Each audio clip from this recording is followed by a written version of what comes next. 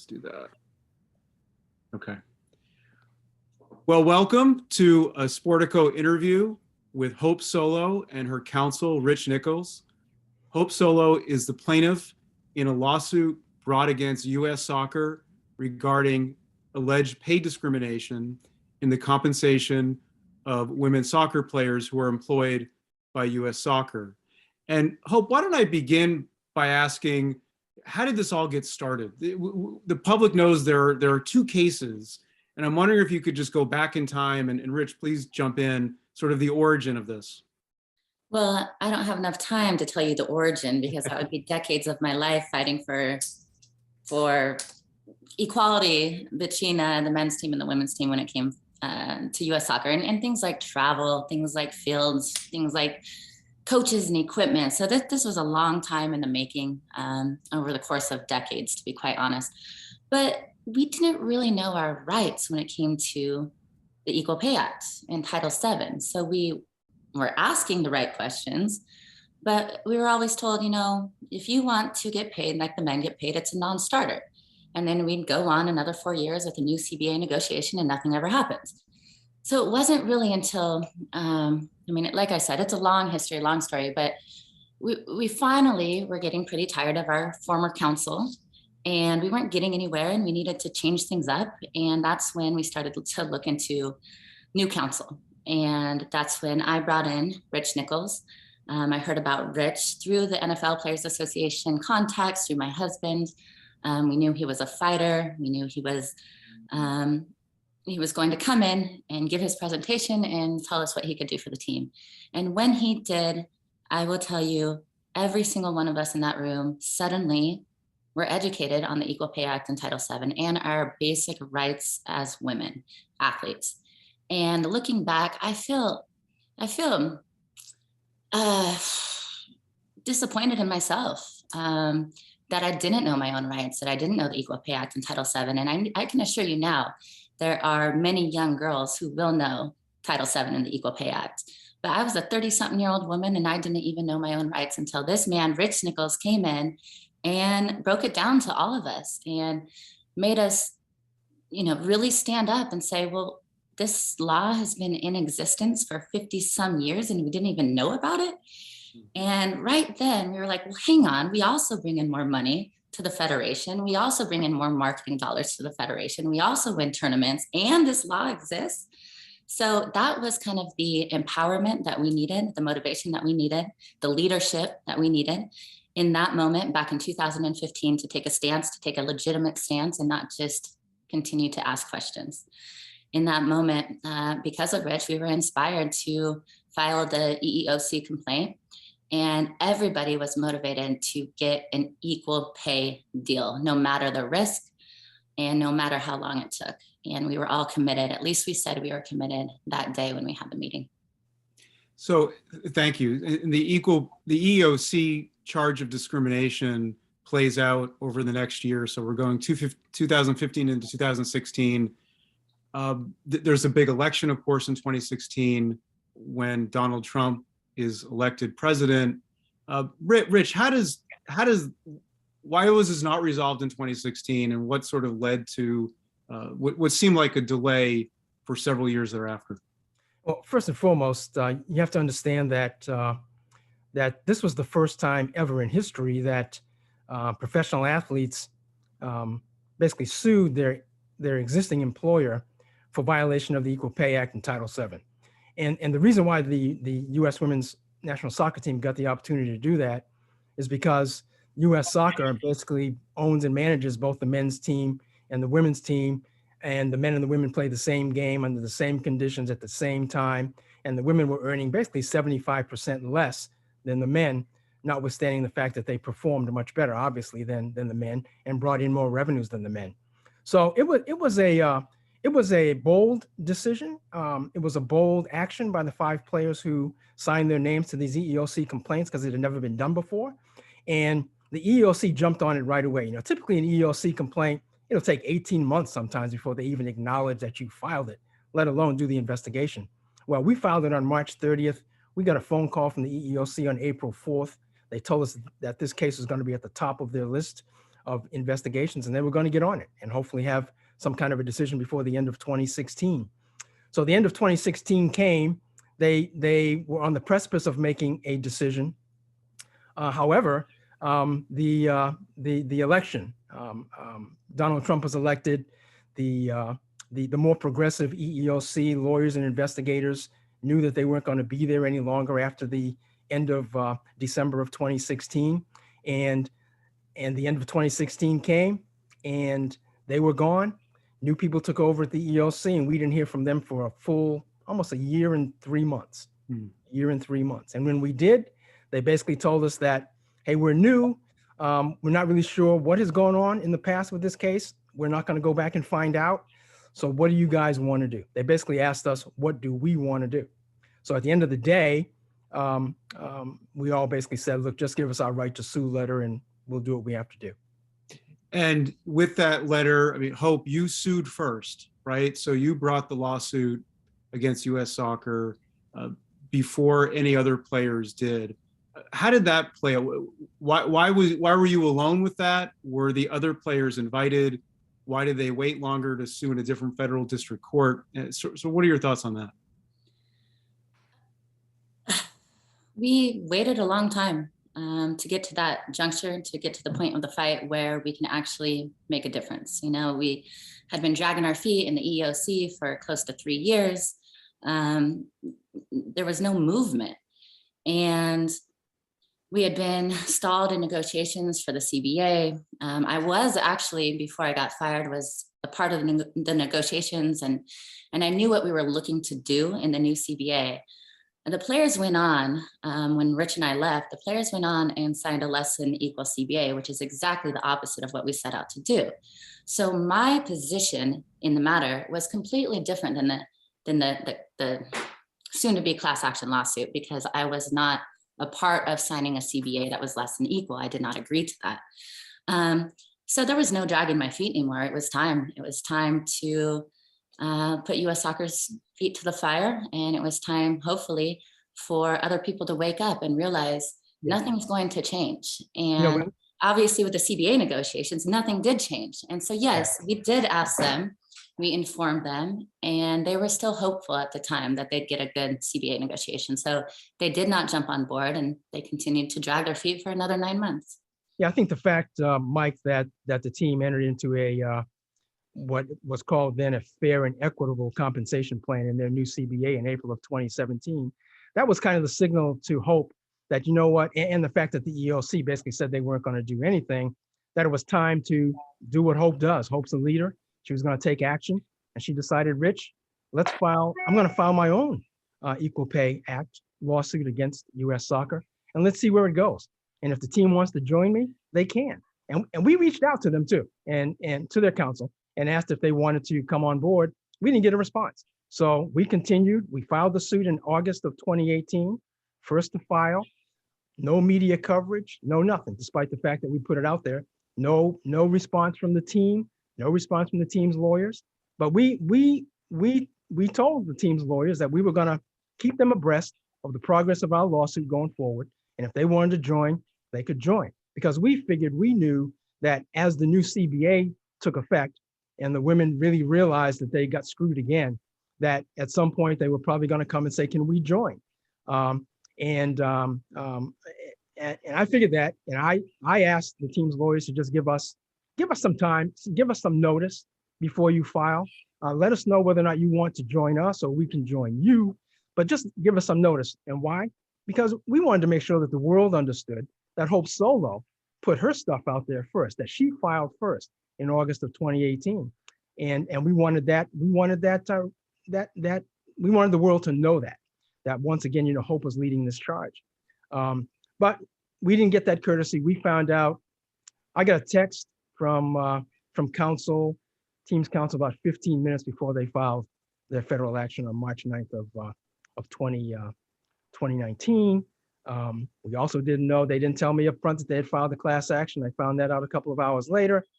And most particularly, I didn't find out that they had also filed a multi-district litigation motion to force our lawsuit to be joined with theirs in the Central Valley, in the Central District of California, where they filed. We filed in the Northern District of California in San Francisco Federal Court. They filed in the Central District, which is in LA. So that's basically how these two cases have continued. We continued on parallel paths. Our judge basically, Judge Donato, employed U.S. Soccer to keep us abreast and to share discovery with us. Sometimes they did, sometimes they didn't. But that's how these cases ended up going down parallel tracks. Has it been annoying for either of you, the amount of attention the other case has gotten? I mean, remember in the 2020 election, people running for president were talking about it.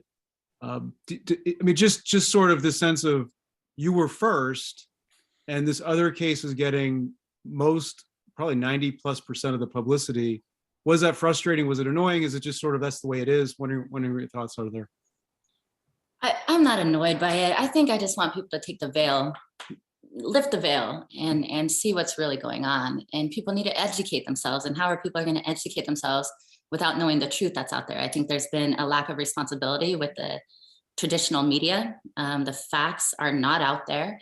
People are not doing the research to put the facts out there. And it's really not about me. I mean, this is not what we got into this fight in the first place. This fight is about equal pay to for the next generations. It's to set a court precedence. It's to make a better future. So it's annoying. That's not the right word. It's just, sometimes you feel like you're beating your head against a brick wall, trying to get the facts out there, trying to, educate people that this is not exactly what we want for the future generations moving forward.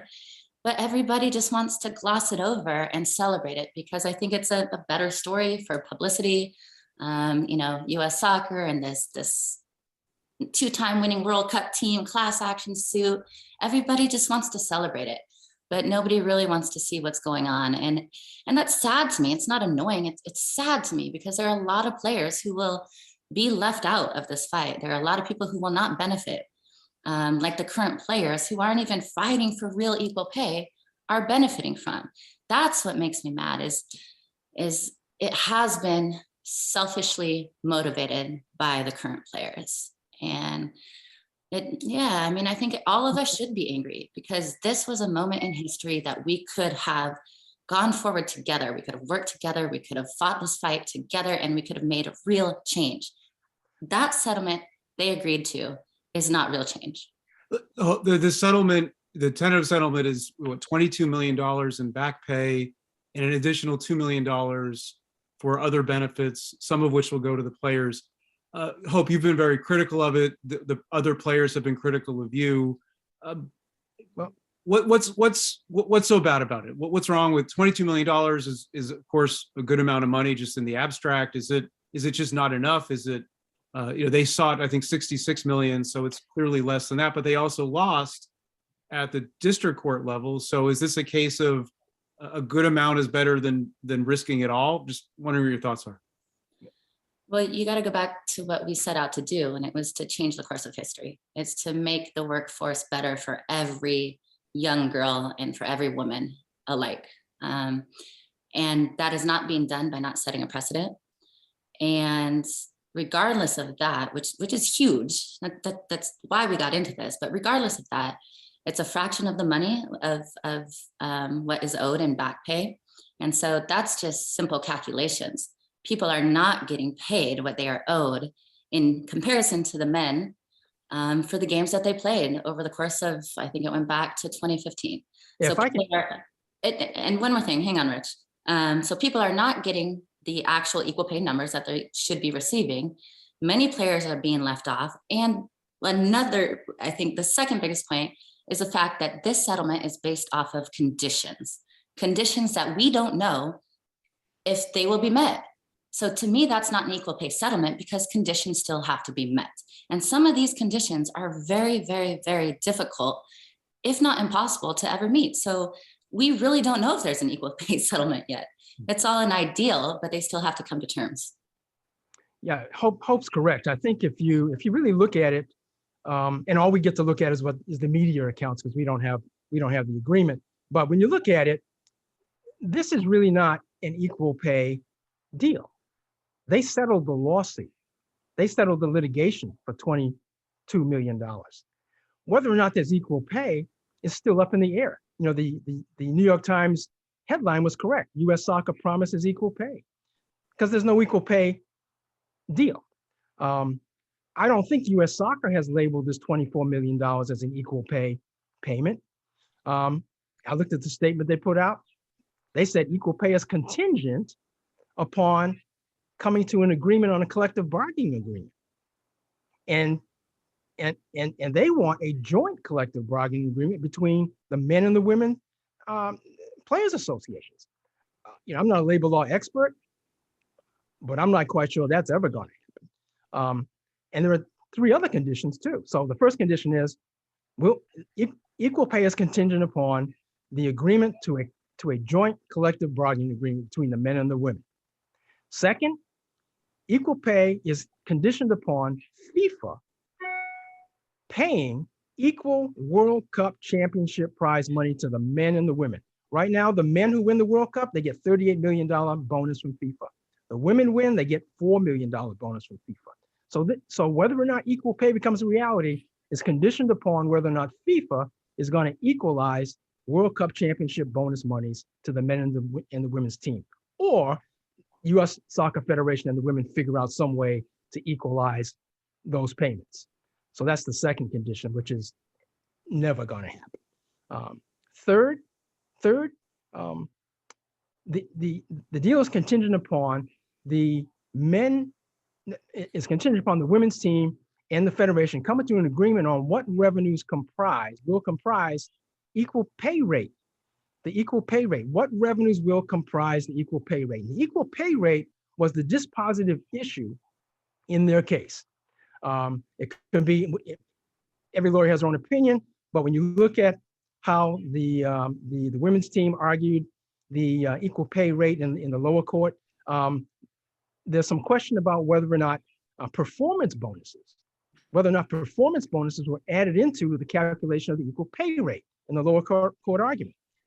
The judge who issued the motion to dismiss and dismissed the case didn't say anything about performance bonuses being added in, because if performance bonuses were added in, the amount of money that the men and the women would receive, if all things being equal, if the men won the World Cup championships and won the Olympics and all that, if you folded over their pay to play compensation over that metric, the women would still be earning 75% less than the men if all things are equal. All things being equal, meaning the men are winning World Cup championships, the men are winning Olympic championships. The aggregate amount of money over an 8-year period of time that the women earned was said to be $220,000 a year to the men's $212,000 a year. That's what the lower court judge said.